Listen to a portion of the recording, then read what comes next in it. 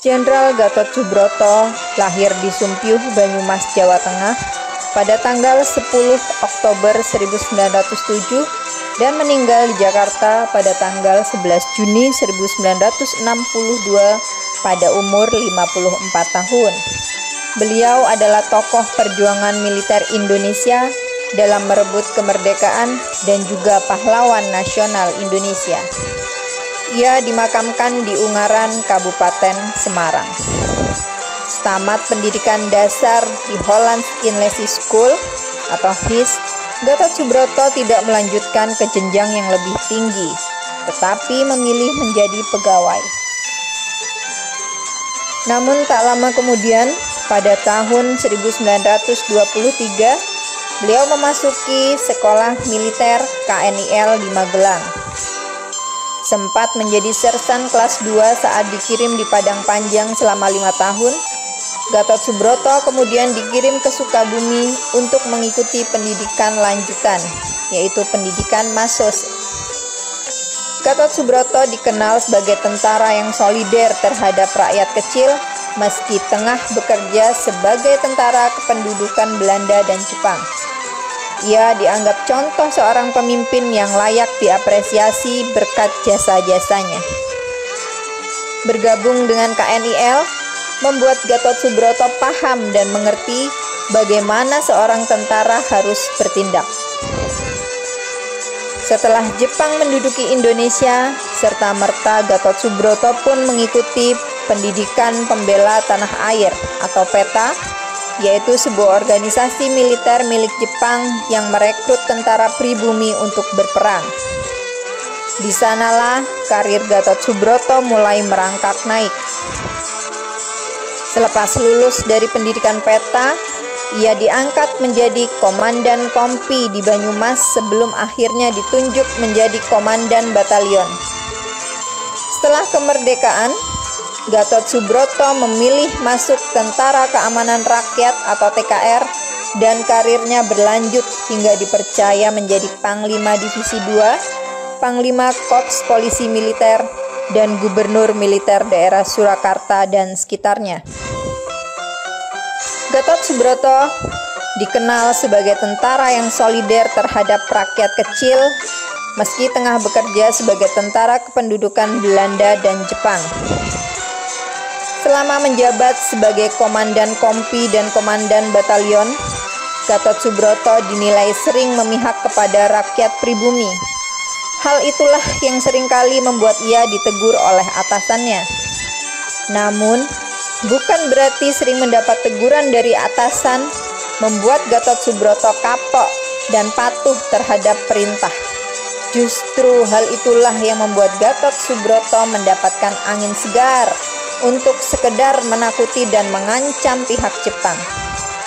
Saat itu, ia mengancam bahwa dirinya mengundurkan diri sebagai komandan kompi dengan melemparkan atribut senjata perangnya. Melihat tindakan berani Gatot Subroto, atasannya kemudian meluluskan apa yang dikerjakan Gatot Subroto, yakni memihak pribumi terlebih rakyat kecil. Ia juga menentang Jepang jika berbuat semena-mena dan kasar terhadap anak buahnya.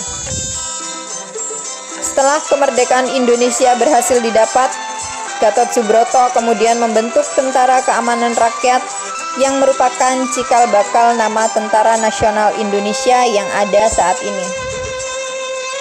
TKR dipimpin oleh Kolonel Sudirman, di mana saat itu Gatot Subroto menjabat sebagai kepala siasat dan berganti menjadi komandan divisi dengan pangkat kolonel setelah prestasinya yang dianggap gemilang dalam pertempuran Ambarawa. Pada tahun 1948, terdapat peristiwa Madiun atau Madiun Affairs yang melibatkan pihak Partai Komunis Indonesia dan Tentara Nasional Indonesia. Pemberontakan tersebut berada di wilayah Madiun, Jawa Timur, yang kemudian berakhir diatasi dengan baik oleh TKR di bawah pimpinan Gatot Subroto. Saat melawan PKI, Gatot Subroto melancarkan operasi militer agar dapat memulihkan keamanan. Di sebelah barat, Gatot yang diangkat menjadi gubernur militer wilayah 2, yaitu wilayah Semarang, Surakarta, tanggal 15 September 1948, serta pasukan dari divisi Siliwangi, sedangkan dari timur diserang oleh pasukan dari divisi 1 di bawah pimpinan Kolonel Sungkono yang diangkat menjadi gubernur militer Jawa Timur pada tanggal 19 September 1948, serta pasukan mobil Brigade Besar Jawa Timur di bawah pimpinan M. Yasin. Panglima Besar Sudirman menyampaikan kepada pemerintah bahwa TNI dapat menumpas pasukan-pasukan pendukung musuh dalam waktu 2 minggu. Memang benar, kekuatan inti pasukan-pasukan pendukung musuh dapat dihancurkan dalam waktu singkat. Tanggal 30 September 1948, kota Madiun dapat dikuasai seluruhnya. Pasukan Republik yang datang dari arah timur dan pasukan yang datang dari arah barat bertemu di Hotel Merdeka di Madiun.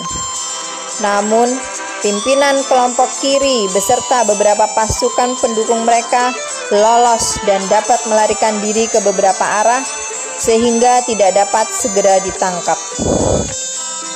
Baru pada akhir bulan November 1948, seluruh pimpinan dan pasukan pendukung musuh tewas atau dapat ditangkap. 11 pimpinan kelompok kiri, termasuk Amir Syarifuddin Harahap, yaitu mantan Perdana Menteri Republik Indonesia, dieksekusi pada 20 Desember 1948 di Makam Ngalihan atas perintah Kolonel Gatot Subroto. Tak berbeda jauh dengan pemberontakan yang ada di Jawa, di Sulawesi Selatan juga terdapat pemberontakan Kesatuan Gerilya Sulawesi Selatan atau KGSS yang dipimpin oleh Kahar Muzakar pada tahun 1952. Lagi-lagi, karena dinilai pandai dalam memasang strategi, Gatot Subroto diserahi untuk menumpas pasukan pemberontak dan kembali pulang dengan membawa kemenangan. Tak hanya sekedar kemenangan, para pemberontak pun berhasil dibujuknya agar kembali dalam barisan TKR.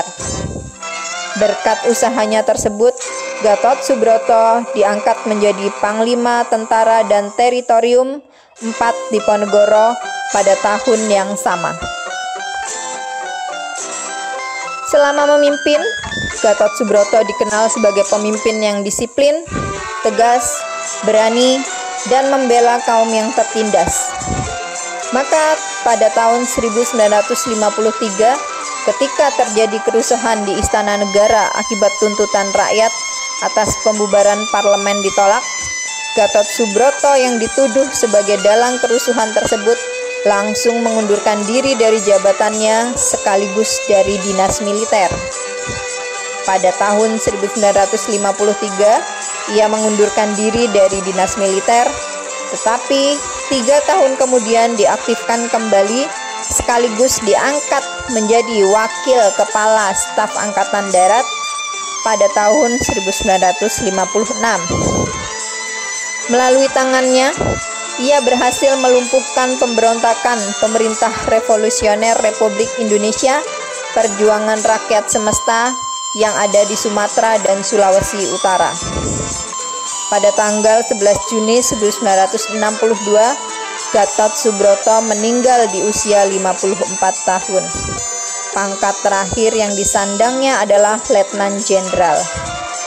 Ia adalah penggagas akan perlunya sebuah akademi militer gabungan, yaitu Angkatan Darat, Angkatan Udara, dan Angkatan Laut untuk membina para perwira muda. Gagasan tersebut diwujudkan dengan pembentukan Akademi Angkatan Bersenjata Republik Indonesia pada tahun 1965. Melengkapi pangkatnya, seminggu setelah ia dimakamkan di Desa Mulyoharjo, Ungaran, Jawa Tengah, gelar Pahlawan Kemerdekaan Nasional menurut surat keputusan Presiden Republik Indonesia nomor 283 tanggal 18 Juni 1962 disematkan kepadanya.